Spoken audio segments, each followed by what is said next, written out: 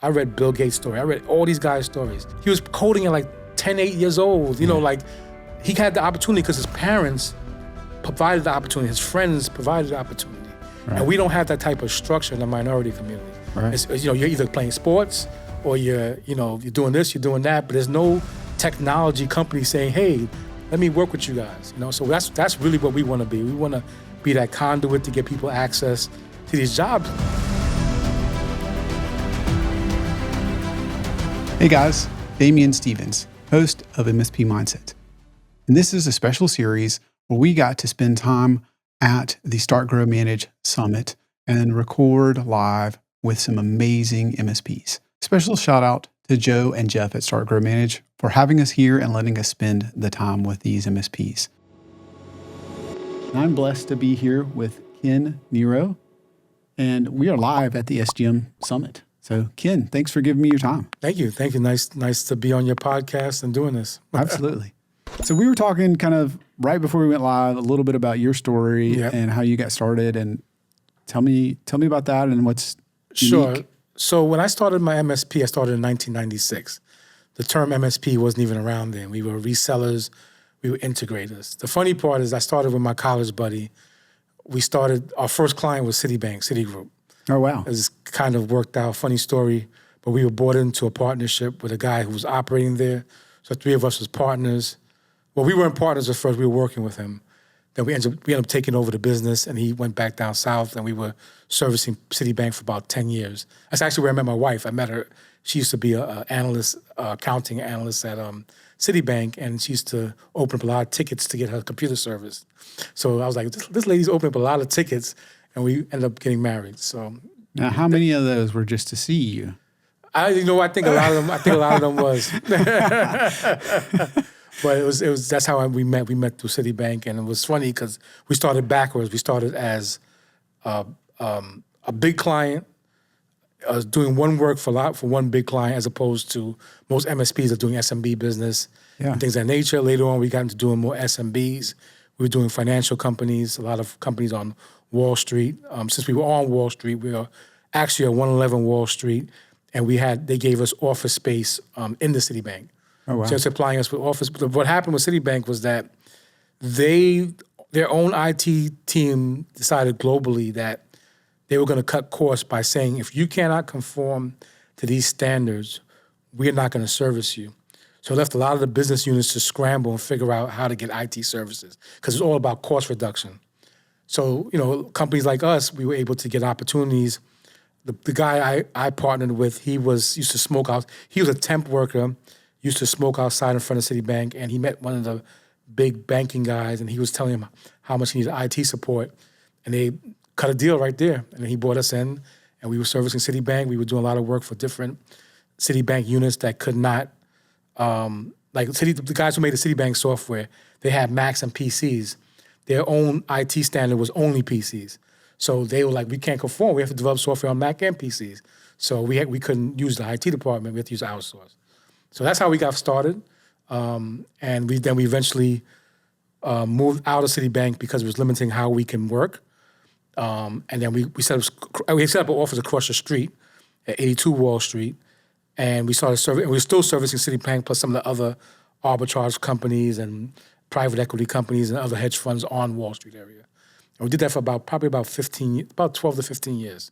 And we still have some hedge fund clients. Like, we're an MSP that focuses on K-12 schools, but we still have some hedge fund clients from the time of working with hedge funds in the 90s.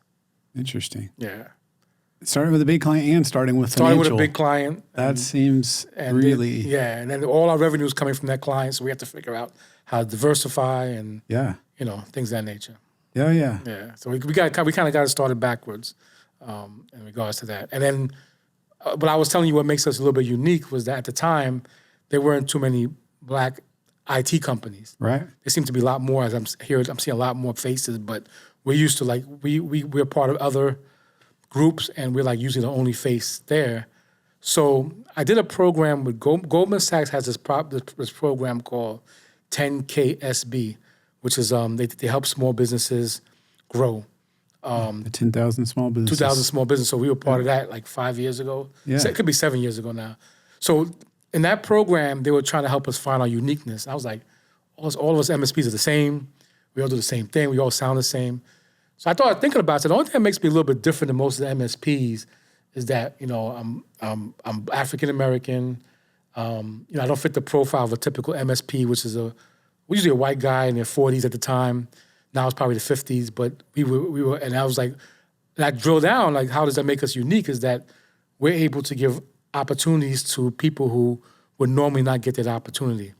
So we focused on, so in the Goldman Sachs program, I learned how to embrace our uniqueness, our diversity, by saying that what we're going to focus our company on is giving opportunities for other people who are minorities to get access to the IT field. Because that's the hard part, right? When you can get as much IT certifications as you want, but if you're not given a time to get a job, and most jobs want experience, so we were able to offer a lot of internships to a lot of people who are minority, who normally probably wouldn't have gotten an opportunity, because internships are given through friends or family, right?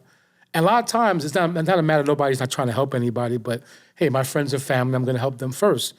And, so we're able to help our friends and family, which happens to be more minority. So we were able to get a lot of people that normally wouldn't have got the experience access to IT jobs. And that became the catalyst of our company. Like, we have a nonprofit company called IKON Cares. We work with the school. We do robotic programs, STEM programs. So that's a big part of our mission, is that our job as our company is really to give access to people from disadvantaged neighborhoods to IT jobs so they can get careers in the field. So that's really what differentiates us from a typical IT company. And it so happens that the school markets that we're serving, it fits so well because we're trying to get the kids excited about technology. Right. So many of the kids are coming up in charter schools and stuff like that, and they don't like STEM jobs. Well, me and my wife went to our nephew's graduation, and everybody in the school is mostly minority, and they're asking them, what do you guys want to be?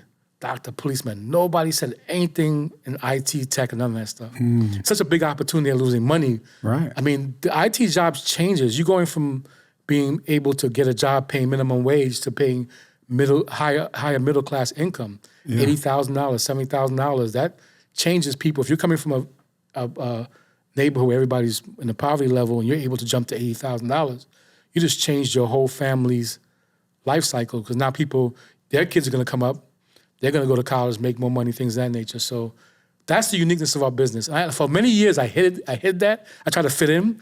Like, I'm just here. I'm just a guy with a tan, But now, as I got older, I really learned how to embrace it. That's awesome. It gives us a unique story. Yeah. Yeah. Yeah. I can definitely relate to trying to figure out what makes you unique. Like, I don't know. Like, that's a hard question. Yeah. And then to try to embrace it is still a different step. Yeah. I love that. I also love there's so many kids that they're going so many different directions, and they're just not, they don't seem like they're jumping into IT or anything in STEM. And then that access. Like, I can't tell you how many people, if I post even an entry-level job, that all have the exact same certification. Yep. We all know what I'm talking about. Everybody's got their, A+ or something basic, but it's like, there's no differentiator. There's no internship. There's no, and so I love that, because I couldn't agree more. So tell me, if you don't mind, a little bit about like how your company approaches that and where your foundation also fills in. So what companies, say it again? No, how your company hires differently. Sure. And then where the foundation fits in. Because I kind of understand that you're talking to kids at school, and then your foundation does something that I'd love to hear about, and then your company sounds like you hire very differently. So we learned this from Start, Grow, Manage. We used to always just hire friends and family. We had a funny saying. We say, anybody that comes from Catholic school, they seem to be like really good hires. Oh, really? Yeah, for some reason, everybody that's the profiles of our good techs, some people that come from Catholic schools, they tend to be like really good. They work ethic, leadership. So we used to look for a lot of that. Like, if you're coming from a Catholic school, that's a good thing. But we learned to use core values. So we worked with Joe and them and developed our core value, Joe, Heather, and Jeff. And that was the first time we ever did something like that. And now, whenever we hire, we try to really focus on finding people that fit our core values. You don't have to be the most technically proficient people, or have a lot of experience in the tech field, but they have to really fit our core values because we're focusing on building our culture. So finding people that match our core values allows people to fit into our culture very well. Interesting. Yeah. So that's how we focus on hiring.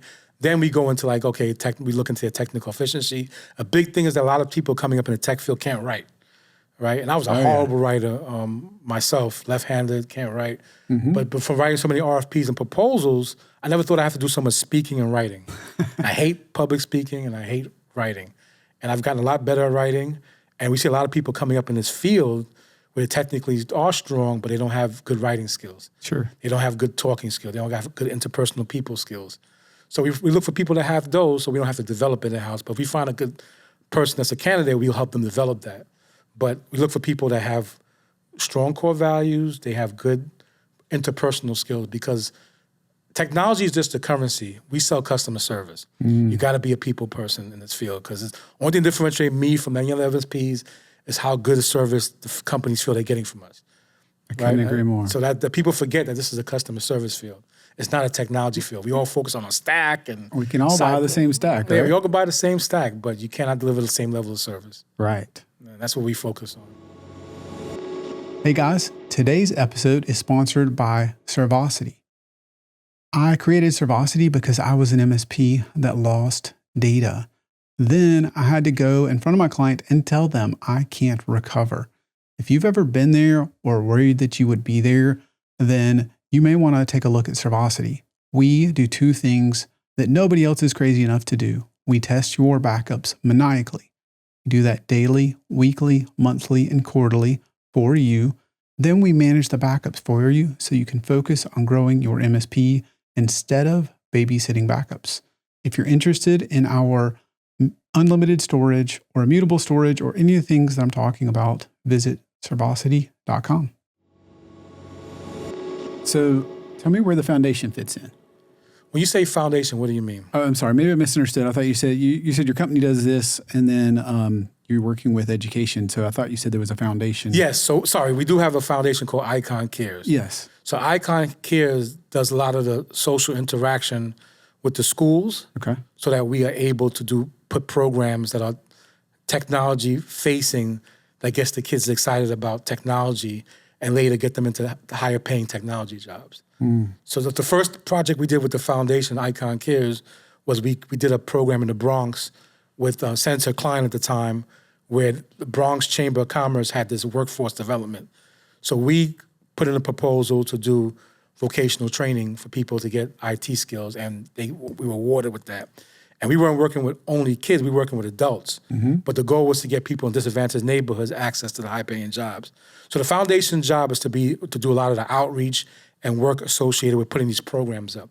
We're still at a ad hoc level with it.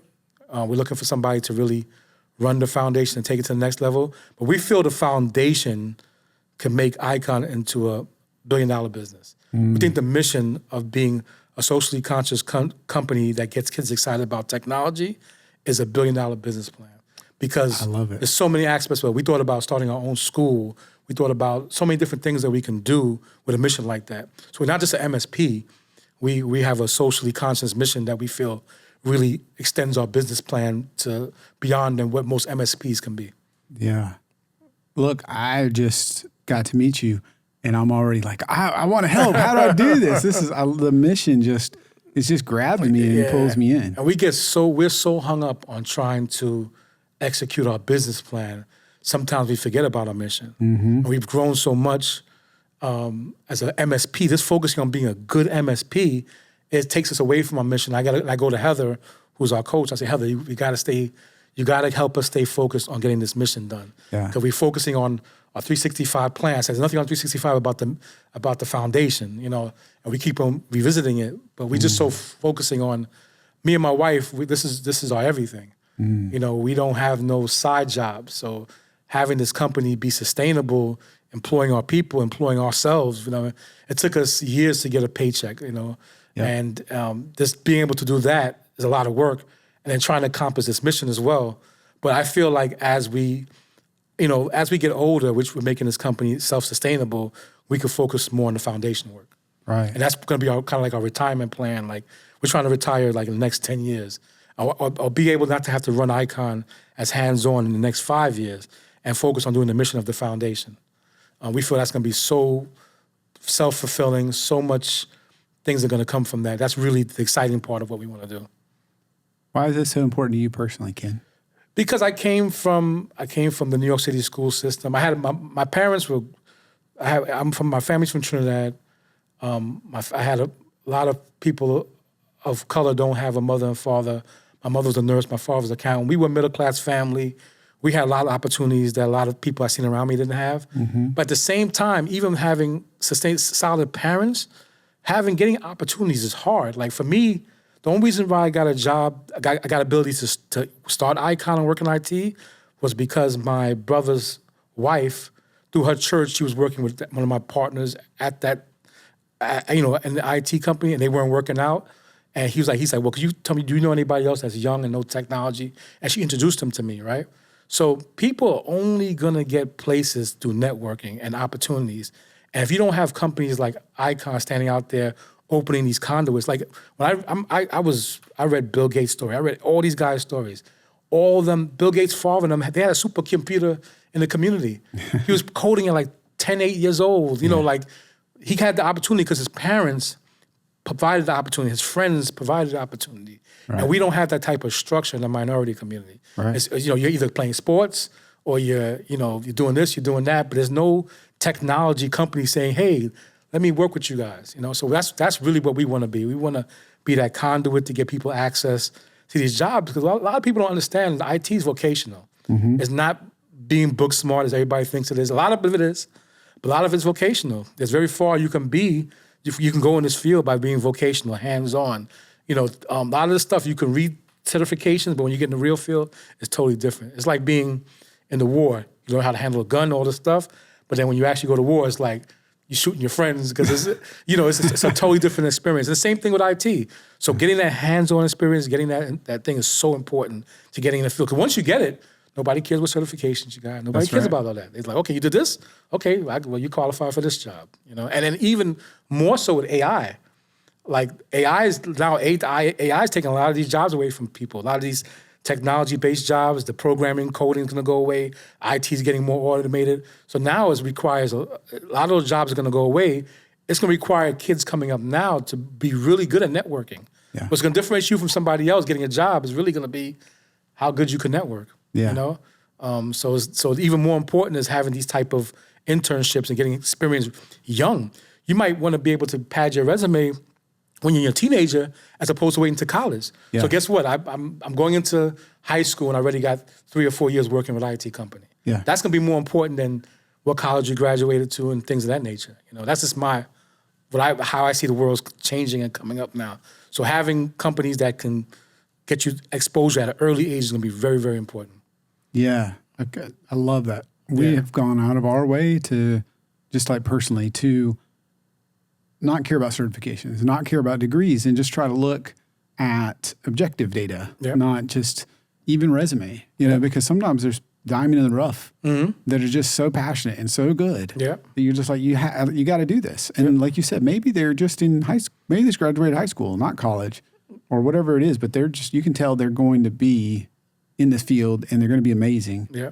But I also can totally relate to just not enough people are getting exposed to this. I'll tell you a funny story. There was a time when business was slow for us, right? And I was looking for a job to augment, because we weren't making the income. Sure. And I worked with Citibank on everything. And I would go to these jobs and they would tell me I wasn't qualified. And I was doing work way beyond that. But they wanted you to have like a certain college degree, certain certifications. Yeah. And I may have not had that, but I had a wealth of experience working on Citibank stuff and stuff like that. And a lot of times what you find out, the people who are writing these jobs don't even know what's required. Right. They're getting criteria on these jobs that don't make no sense. Right. And is this a gateway? Is this like a gatekeeper? So I said that this is so much nonsense with what people are doing here in the workforce, because they don't even know what they need. They don't know what they can have. Right. They just write these jobs based upon what people think they need. A lot of people talk the talk and they know the words. They put the words in the job description. If somebody interviews that don't say the proper words, they're not qualified. they don't even really know how to even qualify people, you know? So, you know, we just learned a lot of that stuff coming up in the IT field. There's a lot of nonsense out here, and we're hoping that we can really level the playing field. Yeah. I think job descriptions are broken. Bro, God, it's horrible. Right. Horrible. They're horrible. They don't make any sense, and people just want to use jargon and keywords. Yeah. And I think the thing that started me on this journey, one of them is you end up filtering out a lot of great people, whether you intend to or not. Right. And that introduces a whole lot of issues. And I mean that from a opportunity perspective. You know, nobody, and when you're a small company, is forcing you to hire certain people of certain backgrounds or what have you. But you're missing out on people because sometimes you're just requiring arbitrary things or things that certain people don't have access to, but they could run circles. Kind of like you were talking about with your personal example with Citibank, where you could clearly do a lot more than that, but there's some arbitrary, you know, bachelor's degree or something else. I did get my bachelor's degree. My bachelor's degree is not in computer science. It's in aeronautics. But it's just a matter of people they were so rigid. They would look, you have to be a computer science major. They wanted this. And my goodness. You know, it's just crazy.